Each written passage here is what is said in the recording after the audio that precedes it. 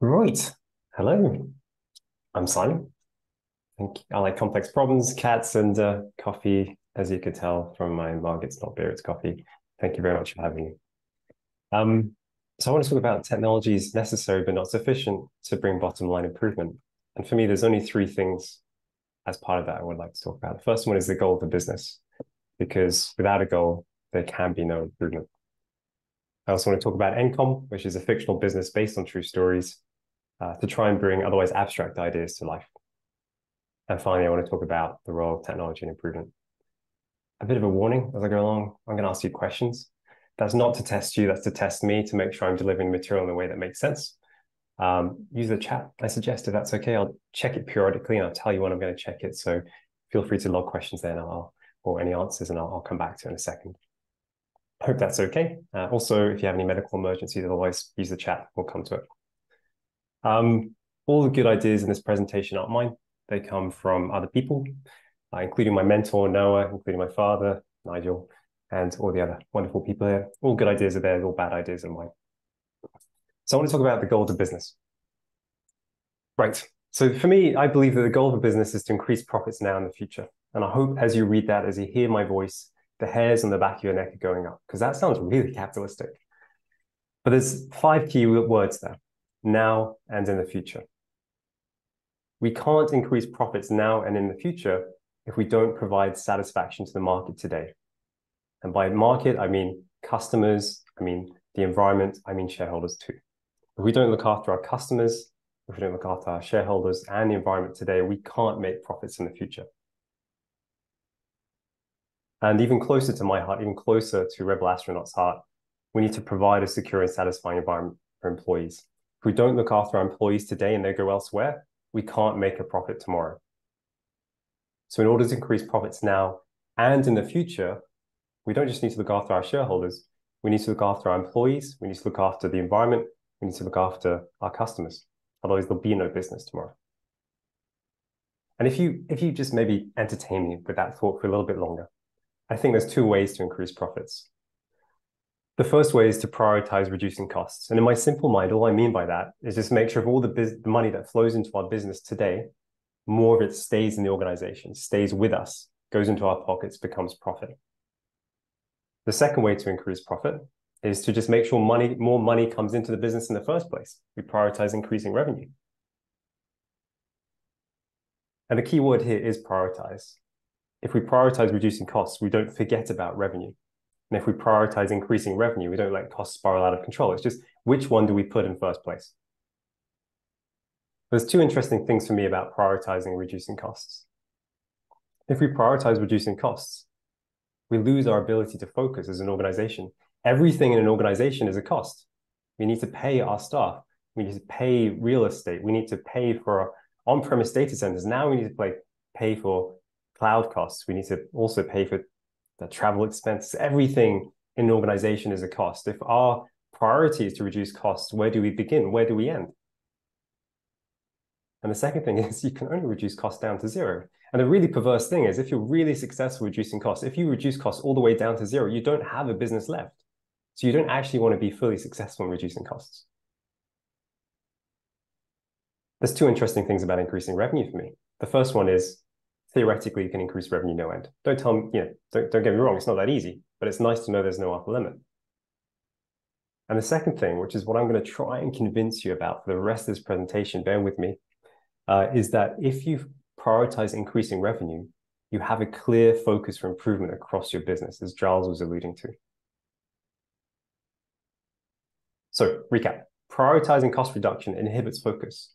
Everything in an organization is a cost. Where do you begin? Where do you end?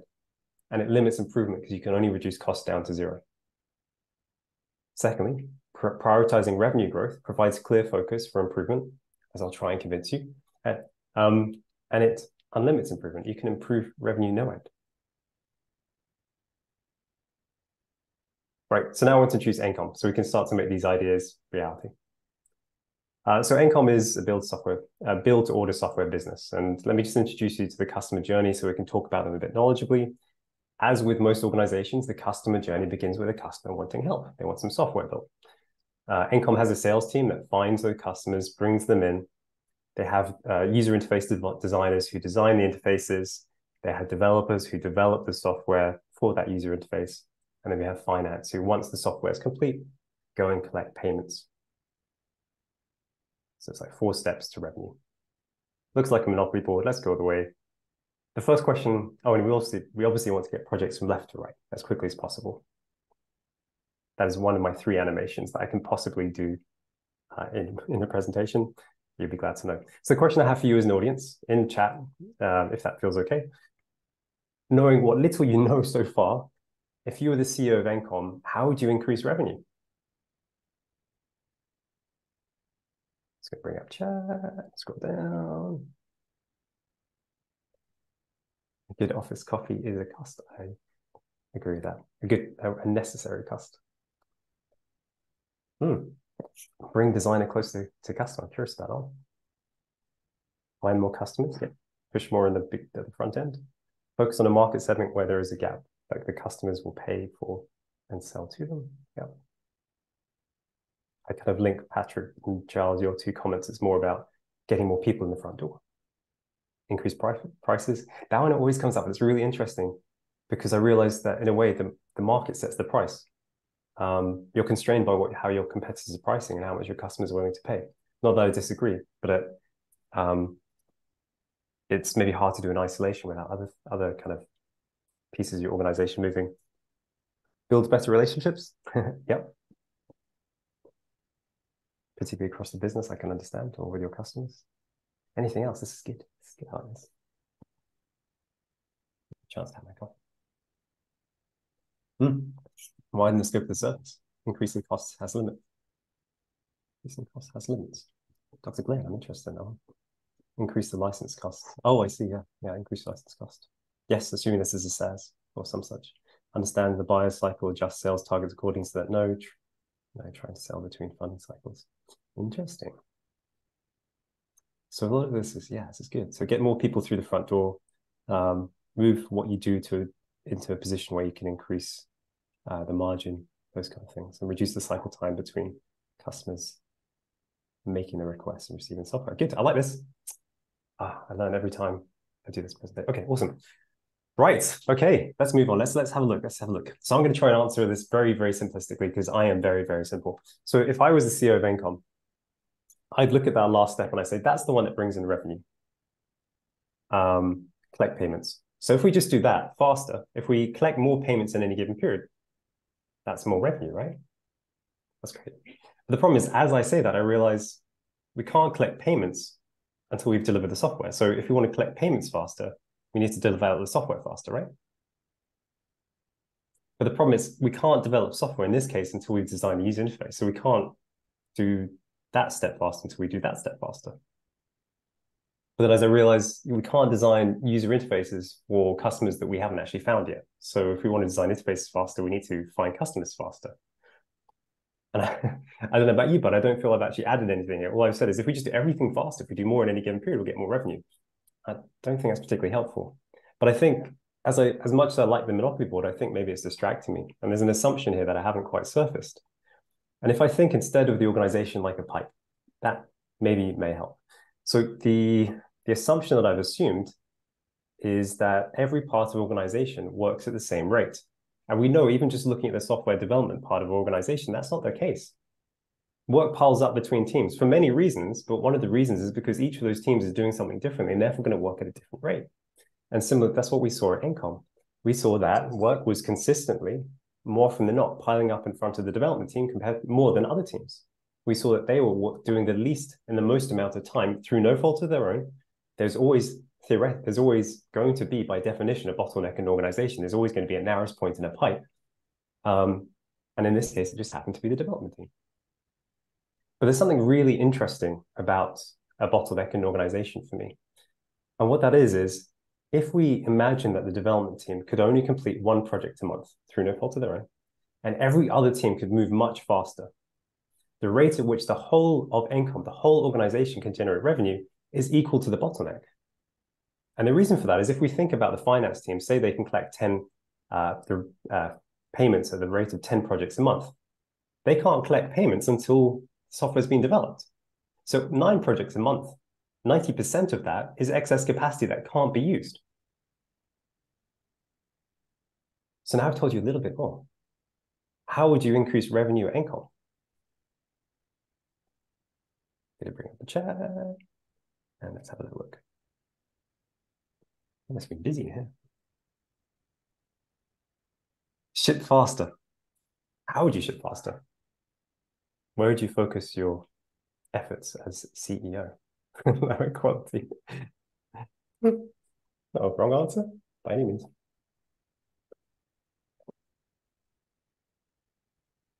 Scale out the bottleneck or change the activities in the bottleneck to make them quicker, more efficient. I like that, Patrick. More devs. Quite possibly, Charles. Quite like that too. No additional scope discussions with client. I think Baz, you're poking me, and I quite like it. Remove waste from the bottleneck development. Yeah, these are good. Focus on productivity instead of velocity. Make devs type faster. Yeah, I like it. Yeah, if we just get them to type faster, we're going to ship things faster. Give devs more. Replace devs with AI bot army. The key thing is you're all talking about devs. I like that. However you do it, give them more fingers. I don't mind. That's all good. Value stream that. Oh, that's an interesting one. Curious about that. 9 devs making a baby in 1 month. Absolutely, Mr. Booker Masada. Good to see you. Right, so a lot of you are talking about devs. Some are talking about more fingers. Some are talking about touch typing course. Absolutely love this. Value stream map, curious about. Right. Yeah, so I think a lot of you are saying, well, help the development team, right? If the whole of the revenue of Encom is dependent on the development team, we'll help the development team. Don't disagree.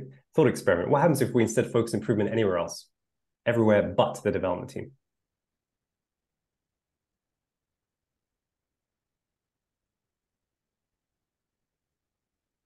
Nothing happens. Don't disagree. Any other takers? Yeah, exactly, Callie. If we just improved the sales function, the design function, the finance function, very, very stressed devs, we can sell more as we sell the same. We can sell more as we sell the same, so better product market fit. I'm curious. Subordinate the other parts of the flow, find customer, design, collect payments to the bottleneck. So deal with one project, then create additional flow pipelines that process one project. All the pipes will be running the same. Yeah. Yeah, Patrick, perhaps. As long as there's, yeah. So I think what you're suggesting there is kind of remove dependencies so that many teams can run in isolation from beginning to end. Yeah, it's cool. I like that. No need to scale development if you find customers that map to the same project. Possibly. I'm curious to learn more about that. Cool. So I think what is coming up is there's some creative ways, but if we did it in this way where we didn't help the development team and we wanted improvement, we didn't want to take today's reality for granted, work would just pile up faster. More stressed devs, as you say. One final thought experiment. What happens if we unilaterally cut costs? What happens if we cut headcount across all teams by 20%? Final thought experiment, I promise. You're doing all the work today. You also cut the devs output.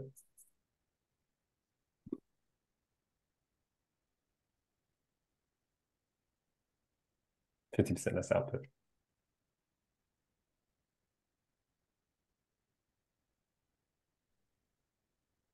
Yeah. Also, yeah, I agree with teams will be demotivated, may have resignations from existing stuff completely. And Giles, completely agree. Devs could be, yeah. So you kill your morale, but also you inadvertently harm your bottleneck. In harm your bottleneck, you harm your revenue. Revenue goes down. Absolutely. So the rate a business can generate money is equal to the rate of the slowest moving part, the slowest part of the bottleneck. If our priority is to improve revenue, now we have a clear focus. As you said, if we don't focus on the bottleneck, all our improvement is waste. Improvement anywhere else just makes developers more stressed if they are the bottleneck. So that's what I promised at the beginning. If our focus is on the right-hand side, improving revenue, we have a clear focus. We don't have to focus on everywhere in the organization. We can focus on the bottleneck. Find and focus the bottleneck. Right. I just want to talk about bottlenecks for a second.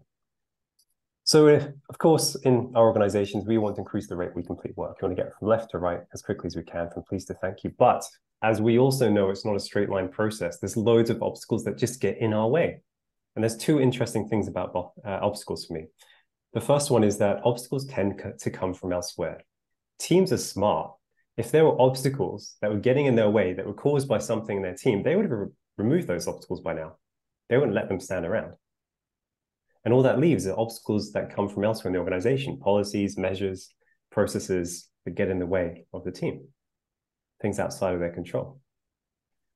The second thing is, I believe most obstacles tend to have few common underlying causes. If I go to Jack's team and I go to Jill's team and I compare with the obstacles I'm facing, they'd probably be quite similar. And if we followed our obstacles back to their originating cause, we'd probably end up in the same place in the organization.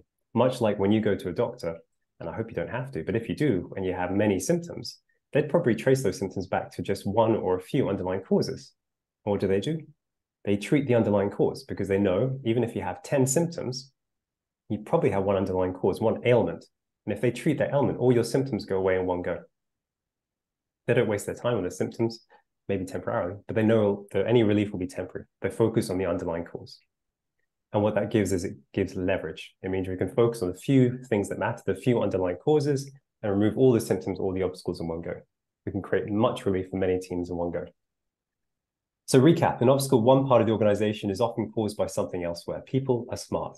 If there's obstacles in their way that they can control, they'd remove them.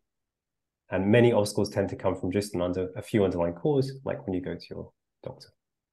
And that gives us leverage. If we can find and tackle those few underlying causes, we can solve many obstacles with less effort. It's like buy one, get 10 free. Fix one underlying cause, fix 10 symptoms. So whilst we've been talking, the directors of NCOM have been on a parallel Zoom call. They said, that's Simon. He is pretty funny looking, but he's speaking some truth. Our development team is the bottleneck through no fault of their own. And there's a few obstacles we're seeing in and around the development team. So firstly, we are seeing projects progress slowly. We are seeing staff quit. And our customers are going to our competitors. And so what we think we'll do is we'll introduce Agile to shorten feedback loops. And what they wanted me to bring into this call is that a good solution? Can you help me decide? So I'm going to open up chat again. I'm just curious what you think. Is this going to help?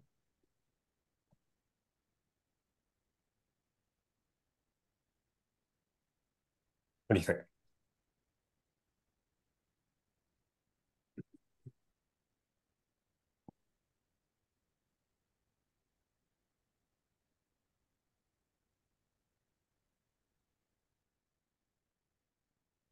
What would it do? Is the question. Yes, Dev is the bottleneck.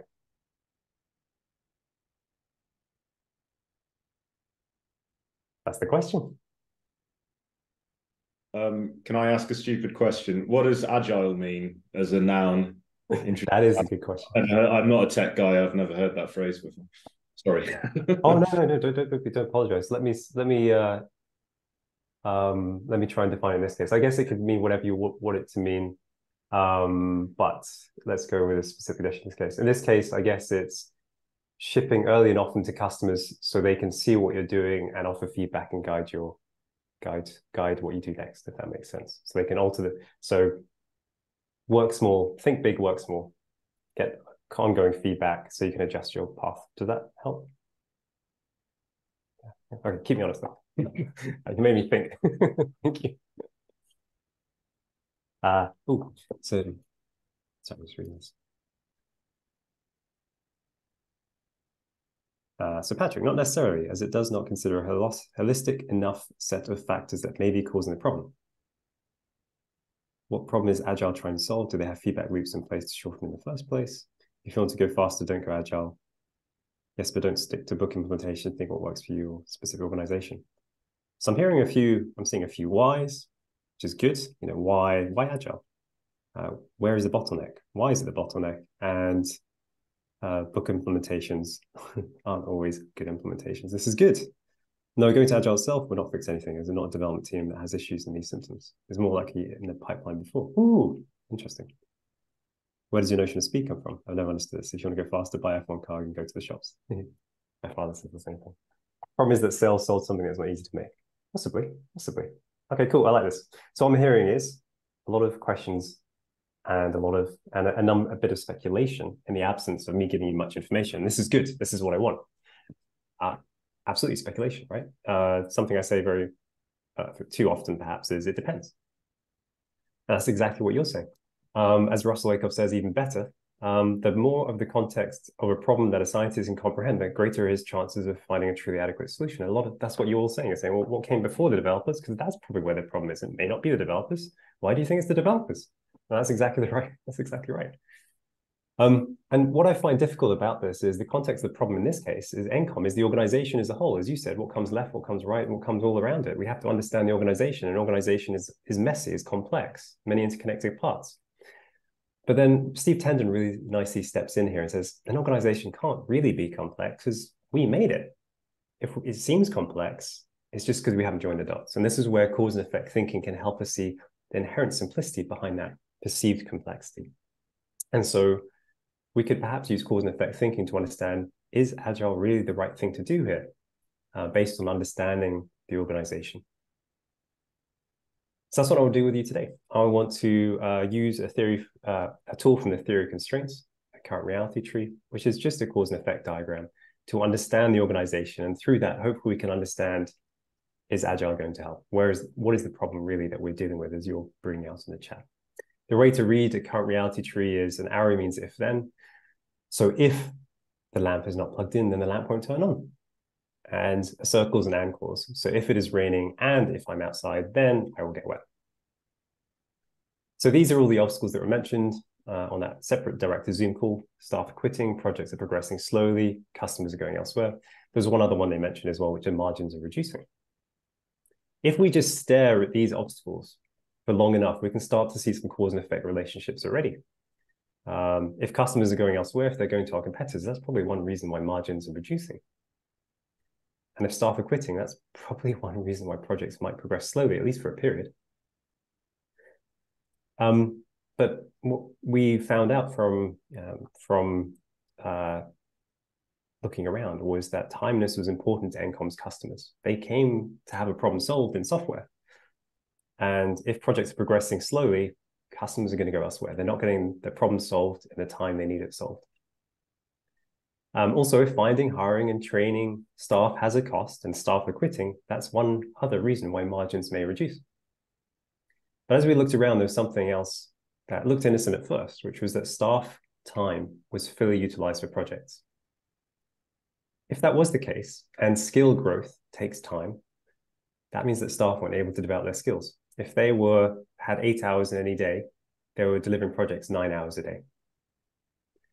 And if staff aren't able to grow their skills and staff value skill growth as part of mastery, it's one of our 3 pillars of intrinsic motivation, they'll go elsewhere. They'll go to other companies where they can develop the skills that matter to them and they can grow in their career. And what that means for a short period of time, at least, is that there's fewer staff spread across the same number of projects, and the remaining staff are even more fully utilized and even less able to learn. So we have a downward spiral there. But also, if staff aren't able to develop their skills, it means that some skills over time will become more rare in the organization. And multiple projects are really likely going to require those skills. So what that means is that some staff need to work on multiple projects. We have sprints. And if that is the case, and in reality, only one thing can be done at once, except for my wife, who could do many things at once successfully, then projects will progress slowly.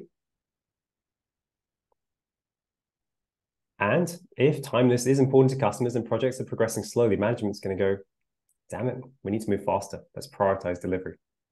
If that is the case, and they believe that maximizing staff utilization increases the rate of delivery, i.e., they believe keeping everyone busy means that more can be delivered in any given period, they'll make sure staff are fully utilized for projects. We have a downward spiral. So trying to summarize that, if we keep staff fully utilized, it means they can't learn. And if they can't learn, that means 2 things. Firstly, they'll go elsewhere because they want to learn what matters to them and they want to grow in their career, and they can't do it with NCOM. That causes projects to slow down. That causes revenue to be hit. Also, if they can't grow the skills, they don't have the skills that they need to deliver projects. Work slows down. Customers go elsewhere, revenue declines. So if I gave you a magic wand right now and you could point at any one box in this diagram to make things better, one box, which box would it be?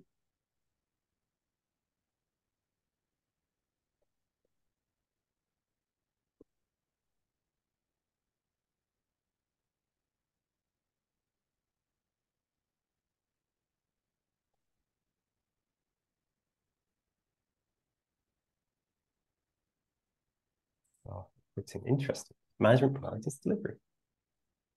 Maximize staff. Ooh, interesting.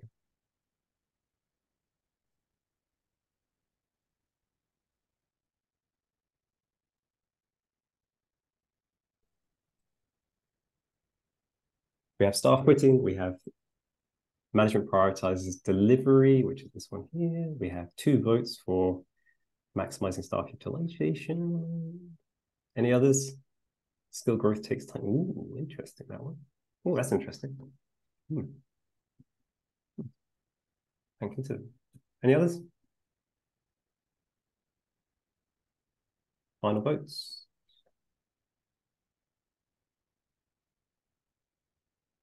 Right. So none of you are wrong. But I'd personally aim over here. So just one click to the left of a few of you, if not bang on for a few others of you. I'll come back to why in a second. Let's first answer this question together, which is what would be the impact of the original solution, which was introducing Agile to shorten feedback loops? I kind of gave my answer away, but take that back. Hopefully you didn't see it.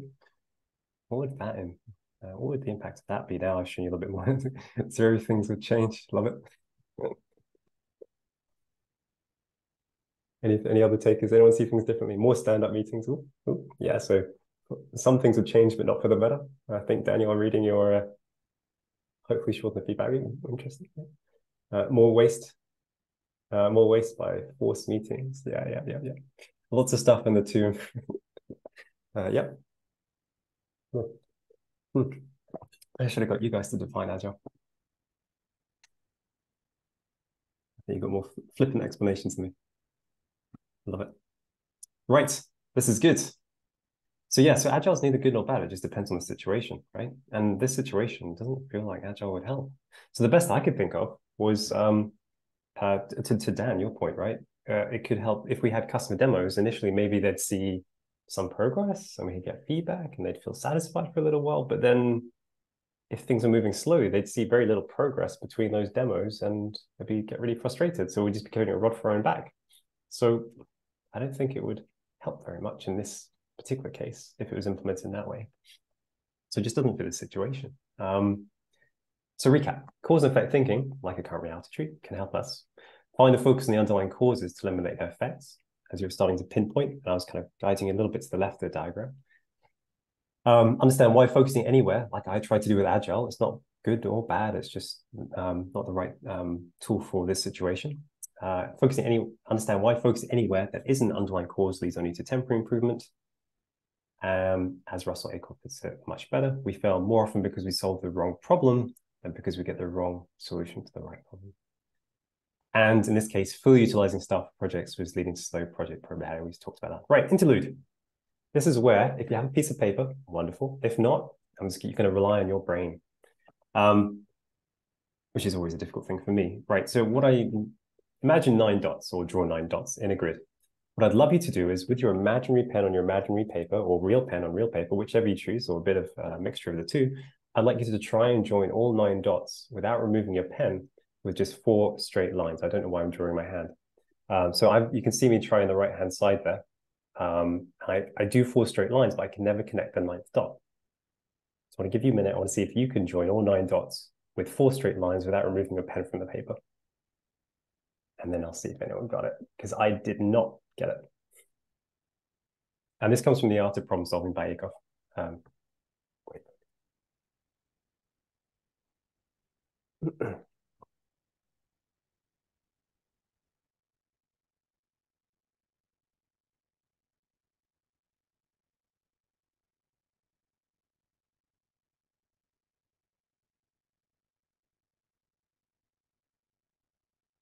Oh, is that Patrick? I think you did a me. That's very clever. I didn't realize you did a me in terms of almost not quite getting it on the cusp. Land.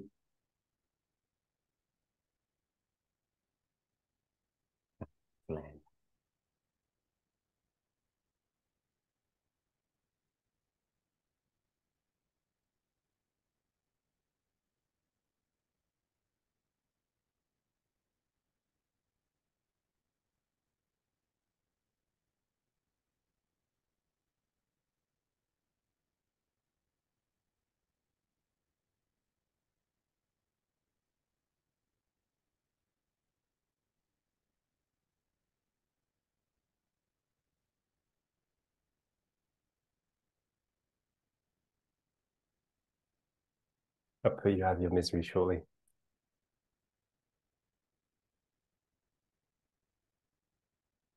Are you allowed to extend beyond the dots? Is it a trick question? If I didn't specify otherwise, yeah.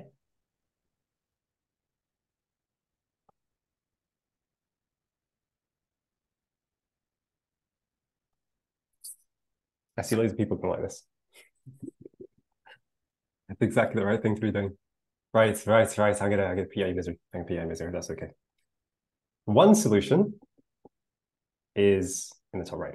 If you realize, as you did, Nosy Parker, that you can go beyond the edge of the grid of dots, you can swoop around and cover most in 3, and then get the last one with 4.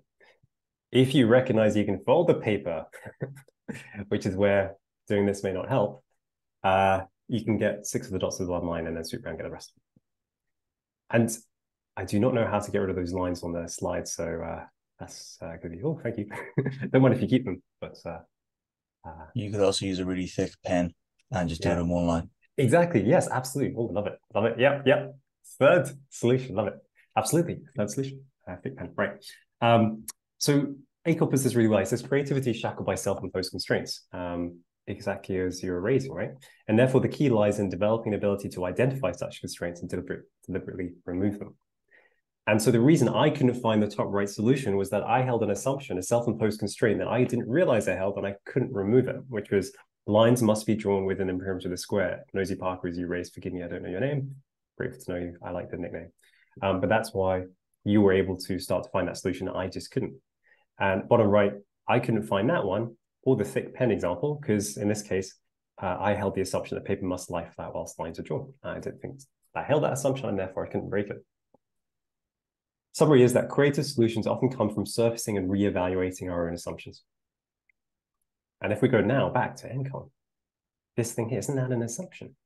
Some of you are pointing that. But the question is, the more important question, the non-rhetorical question is this a valid assumption? Answers in chat.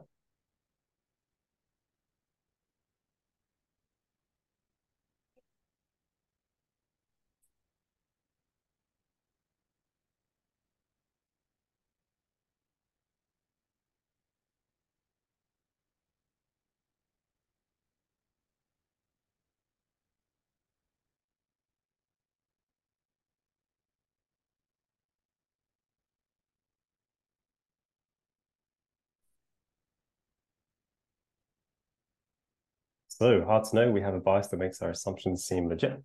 The assumption is correct, and the opposite is also incorrect.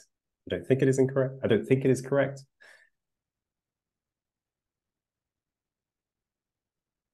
Right. So my belief is that theoretically and empirically, this assumption is incorrect.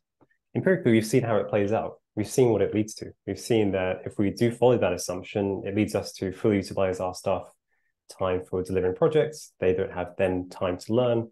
And that's what's kicking all this off. They then leave to go somewhere where they can learn, projects slow down, customers run away.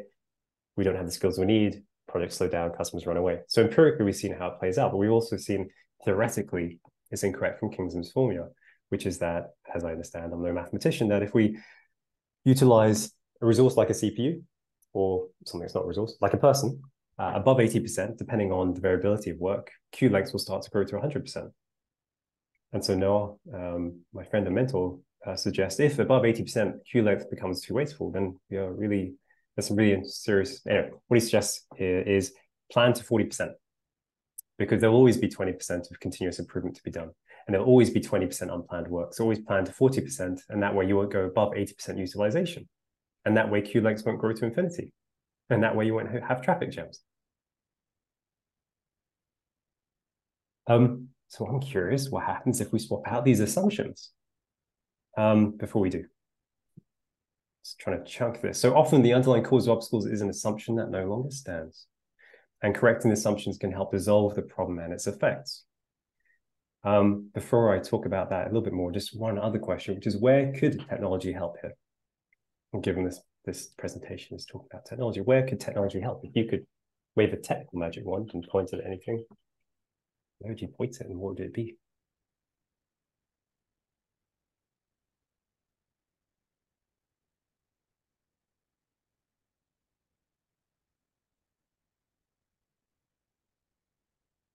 Time registration. That feels close to the heart. Finding, hiring, and training staff. Oh, interesting. Huh? Maybe. Anything else? Skills training. Chat GPT to Riley. Every time I see GBT, I think of Gourmet Burger Kitchen. That's GBK. I don't know. GB still reminds me of burgers. Just hungry. Rare skills requirements, onboarding hassle, repurposing pieces of projects to reduce workload. Don't disagree. Don't disagree. So the only one I came up with was developer pipeline, or automate manual tasks for developers, right? I just wanted to play that out. You could swap that with one of the other ones, which was kind of hire more staff, finding, hiring, training staff. We could use some kind of technology to help that, right? I was like, that might help. That might help in some way, but in my view, it only creates some temporary relief because it might create some temporary relief, and therefore that creates some space for staff to learn. So it might alleviate this a little bit and therefore alleviate that. But if we still hold this underlying assumption that we need to maximize staff utilization, what will happen as soon as staff have a little bit more time? Management will go, oh, you've got more time, deliver more projects, right? Because that's the aim of the game. That's the assumption they hold. So my belief is technology won't help here unless we fix that assumption or we upgrade that assumption to something that's more fit for the context. So if we brought in that assumption where we plan to work to 40% of staff capacity, then that will mean that staff are no longer fully utilized. And if staff are no longer fully utilized for projects, they have time to learn. And if they have time to learn, some skills are no longer rare. And staff will no longer quit because they can't grow the skills that matter and they can't develop in their career at Encom.